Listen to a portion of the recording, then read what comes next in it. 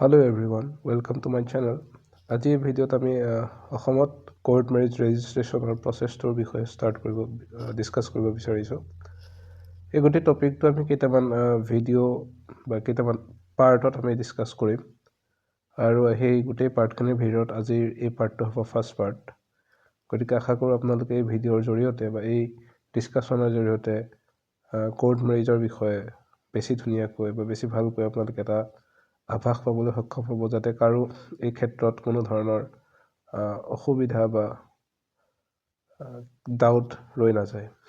চ' আজি আমি এই ভিডিঅ'ত ডিছকাছ কৰিম court marriage 2025, types of marriage, types of acting in India and সেই এক্ট বা সেই আইনবিলাকৰ যিবিলাক প্ৰভিজনছ আছে সেই প্ৰভিজনছবিলাকৰ বিষয়ে আমি থুলমূল এটা আলোচনা কৰিব বিচাৰিছোঁ।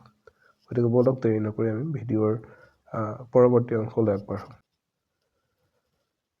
যদি আমি কোৰ্ট মেৰেজ ৰেজিষ্ট্ৰেশ্যনৰ টাইপসমূহৰ বিষয়ে চাওঁ, গতিকে তেতিয়া আমি দেখা পাম দুটা টাইপ অফ মেৰেজ ৰেজিষ্ট্ৰেশ্যন আছে আমাৰ ইণ্ডিয়াত। এটা হৈছে ইণ্টেণ্ডেড মেৰেজ ৰেজিষ্ট্ৰেশ্যন, যিহেতু সামাজিকভাৱে বিয়া হোৱাৰ আগেই এপ্লাই কৰিবৰ বাবে সেইটো প্ৰভিজন আছে তাতে। আৰু 2 নম্বৰটো আছে চলেমনাইজড মেৰেজ ৰেজিষ্ট্ৰেশ্যন, যিটো সামাজিক বিবাহ হোৱাৰ পিছত এপ্লাই কৰা হয়। আৰু এই ইণ্টেণ্ডেড আৰু চলেমনাইজড মেৰেজ ৰেজিষ্ট্ৰেশ্যন এই দুইটাকে কভাৰ কৰি ভাৰতত দুখন মেৰেজ এক্ট আছে। এখন হৈছে স্পেচিয়েল মেৰেজ এক্ট 1954 আৰু 2 নম্বৰখন হৈছে হিন্দু মেৰেজ এক্ট 1955।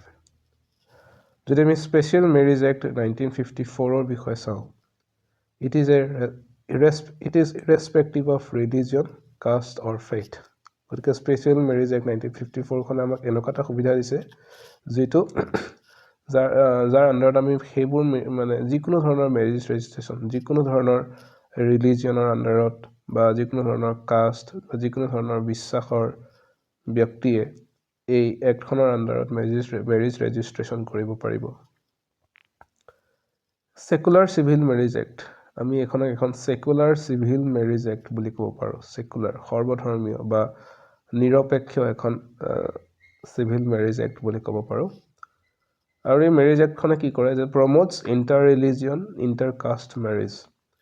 এই স্পেচিয়েল মেৰেজ এক্ট 1954খনৰ এটা উদ্দেশ্যই হৈছে কি, যে ইট প্ৰমোটছ ইণ্টাৰ ৰিলিজিয়ন, বিভিন্ন ধৰণৰ ধৰ্মৰ মাজত বিবাহ বা ইণ্টাৰ কাষ্ট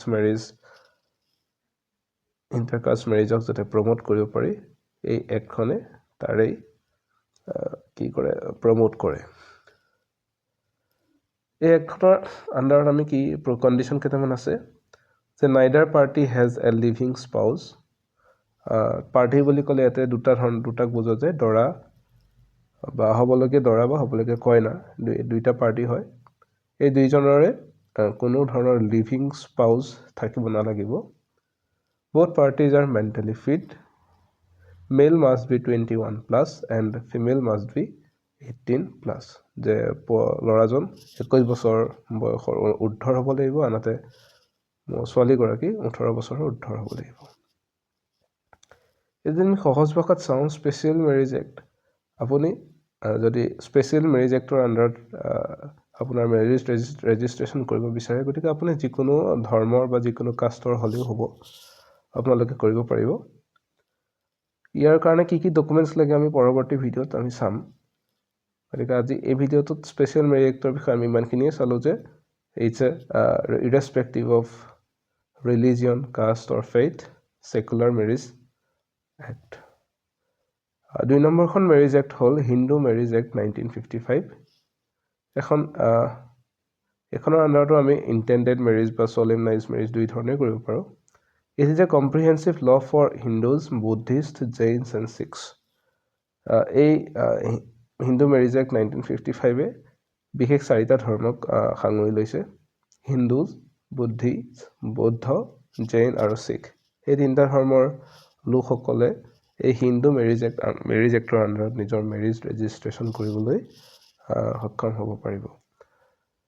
গতিকে আশা কৰোঁ আপোনালোকে এই দুইখন মেৰেজ এক্টৰ বিষয়ে এইখিনিতে কৈ থওঁ যে হিন্দু মেৰেজ এক্টৰ কণ্ডিশ্যন কেইটাও স্পেচিয়েল মেৰেজ এক্টৰ সৈতে প্ৰায় একেই।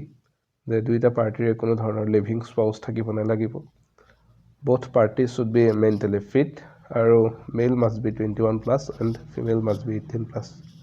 গতিকে আশা কৰোঁ আপোনালোকে মেৰিজ টাইপ আৰু এই মেৰিজ ৰেজিষ্ট্ৰেশ্যনৰ যি দুখন এক্ট আছে এই দুখনৰ এটা সম্যক ধাৰণা পাইছে। পৰৱৰ্তী ভিডিঅ'ত আমি যে এই স্পেচিয়েল মেৰিজ এক্ট আৰু হিন্দু মেৰিজ এক্টত আমি কেনেধৰণৰ বিয়াবোৰ কেনেধৰণে এপ্লাই কৰিম, কি ডকুমেণ্টছৰ প্ৰয়োজন হয়, গোটেইবোৰ আমি পৰৱৰ্তী অংশবিলাকত আলোচনা কৰিম। ধন্যবাদ।